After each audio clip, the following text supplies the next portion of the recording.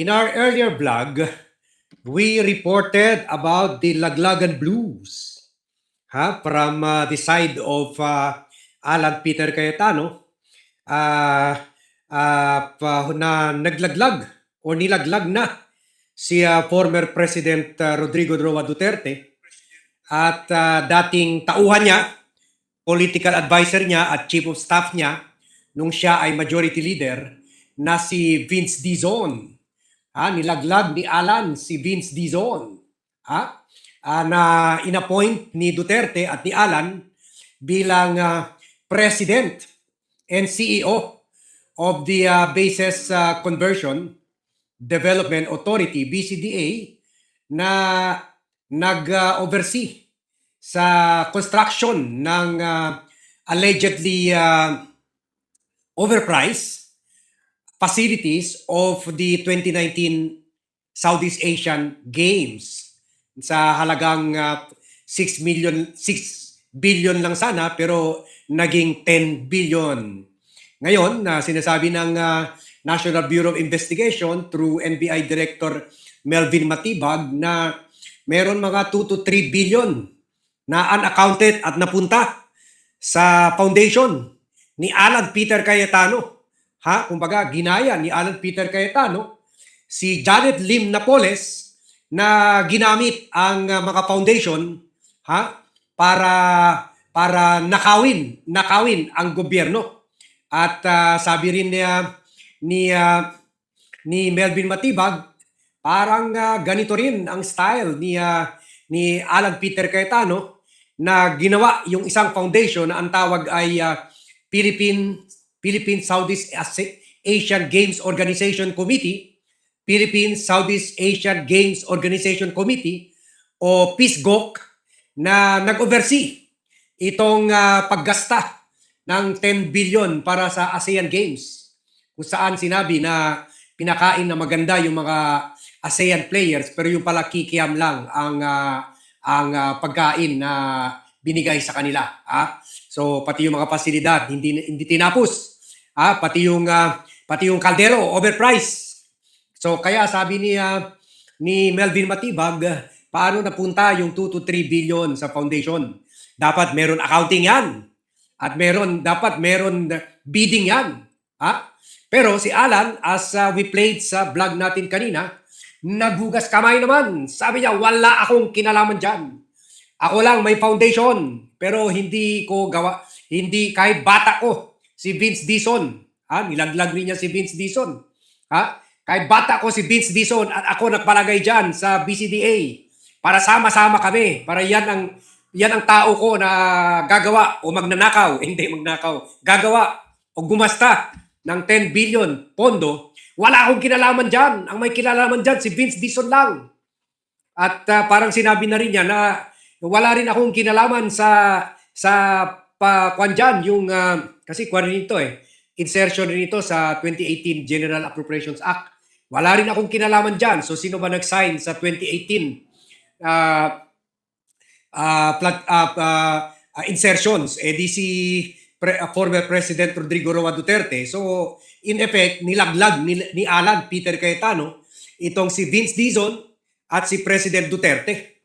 At itong si Vince Dizon na investigahan na rin dito sa kaso na ito ng Office of the Ombudsman under Samuel Martires, yung isa sa pinaka-corrupt at pinaka-palpak na nasangkot pa sa mga bribery ni Sara Duterte, according to Ramil Madriaga. At baka ipatawag ito as an adverse witness ng prosecution sa impeachment trial. Itong si Martires kasi nag-deliver ng pera sa opisina niya.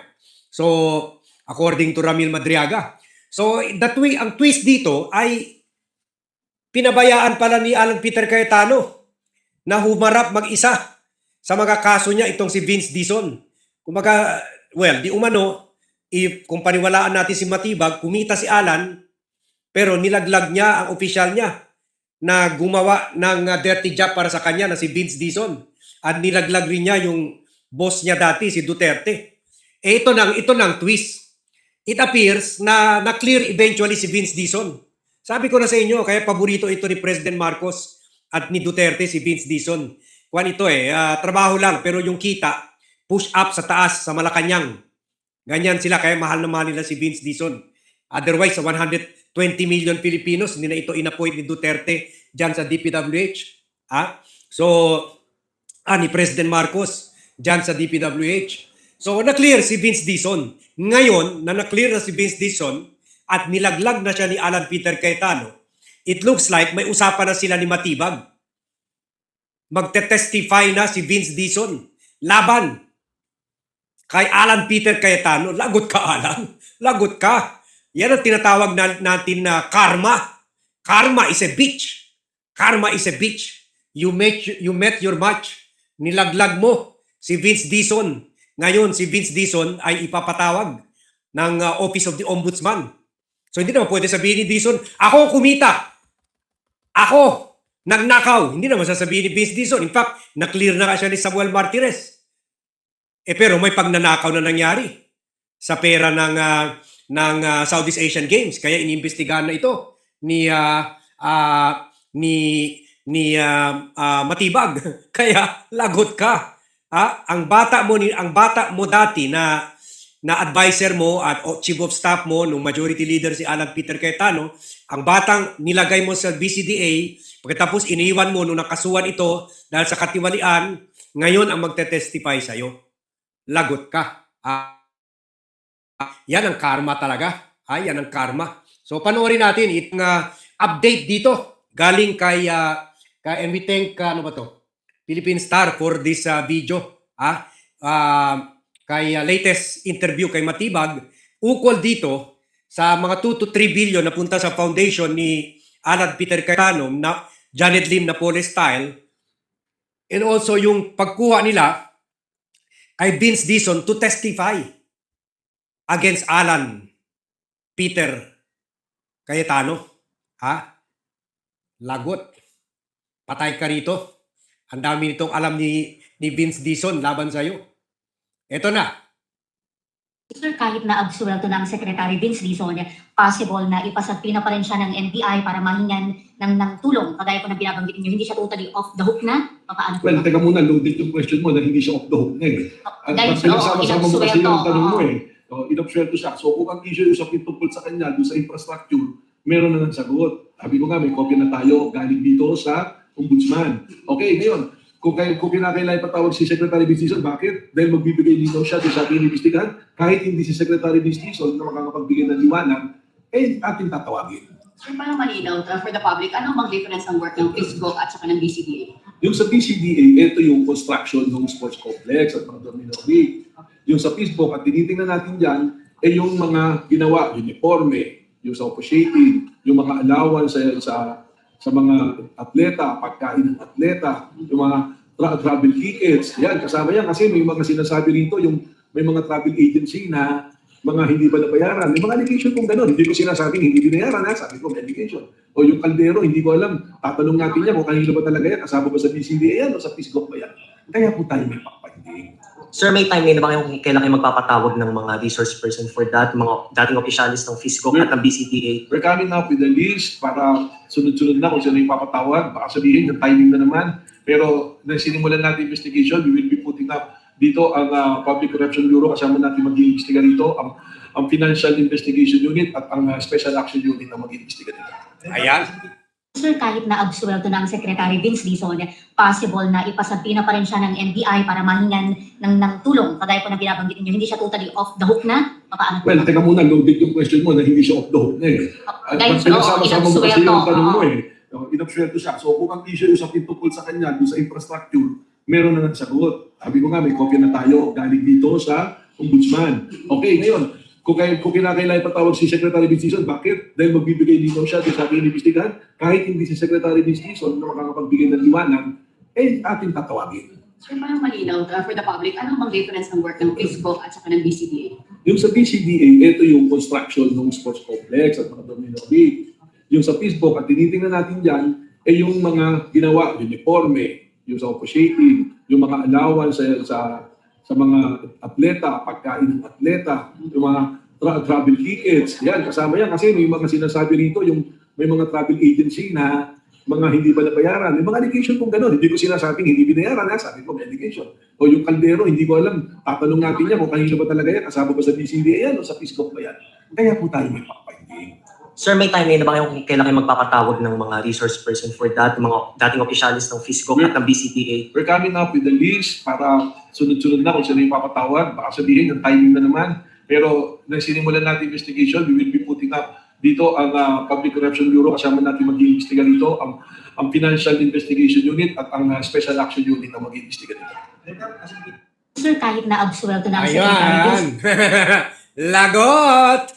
Dizon versus dating boss niya, si Alan Peter Cayetano. Sa iba pang interview, sabi ng Office of the Ombudsman under Assistant Ombudsman Miko Clavano na talaga naman na-dismiss na yung kaso kay Vince Dizon nung 2021 pa sa time kumbaga hindi kumita si Vince. Ha? Sino kumita? Eh di si Duterte. At according to Matibag ay si Alan Peter Cayetano. Pero kahit hindi kumita si Vince, alam niya kung sino kumita. Kaya pwede siya mag-testify. At yun rin ang sinabi ni Claire Castro na possible na ipasabit. cleared na nga si Vince Dizon dahil naimbestigahan na siya, pero hindi pa naimbestigahan si Alan Peter Cayetano. Kaya pwede pa siya imbestigahan. Itong sinabi ni Undersecretary Claire Castro. Ating Pangulong Duterte ay nilinis na agad si Senator Alan Cayetano at the time kahit wala pang umaandar na pag-iimbestiga. Speaking of officials who might be tagged or Si Duterte mismo, nilinis na. Si Cayetano, nung hindi pa na-imbestiga, nilinis na. Kasi syempre, pareho sila kumita eh. Hindi naman pwede ilaglag ni Duterte si Cayetano. Si Duterte ang kumita. Pagkatapos, ilaglag niya si Cayetano, baka balikan siya ni Cayetano. Ang ginawa ni Duterte at saka ni Cayetano, nilaglag si Vince Dizon. Iniwan siya sa ere. Buti na lang, na-clear siya eventually ng Office of the Ombudsman under Martires. Siyempre, sa order na rin yun ni Duterte. Pero dapat ina-imbestigahan si Cayetano kasama kay Vince Dizon. investigated in this 2019 SEA Games. Sa speech din po or sa statement ni Senator Cayetano yesterday, nabanggit niya po na it's definitely not me dun sa mga ibang procedures because the infrastructure involved, it was done by the BCDA. The chairman of BCDA is one of the closest advisors of the president now, and I think he's referring to now DPWH. What guarantee will Malacanang give to the public na kung umabot man po sa punto na anungin din si Secretary Vince ay hindi po manghihimasok ang palasyo? Sa ating pong pagkakaalam na imbestigahan po si Secretary Vince Dizon noong mga panahon na yun, patungkol po dyan sa issue na yan. Siya po ay naimbestigahan, umandar yung pag-imbestiga, at siya po ay napawalang sala.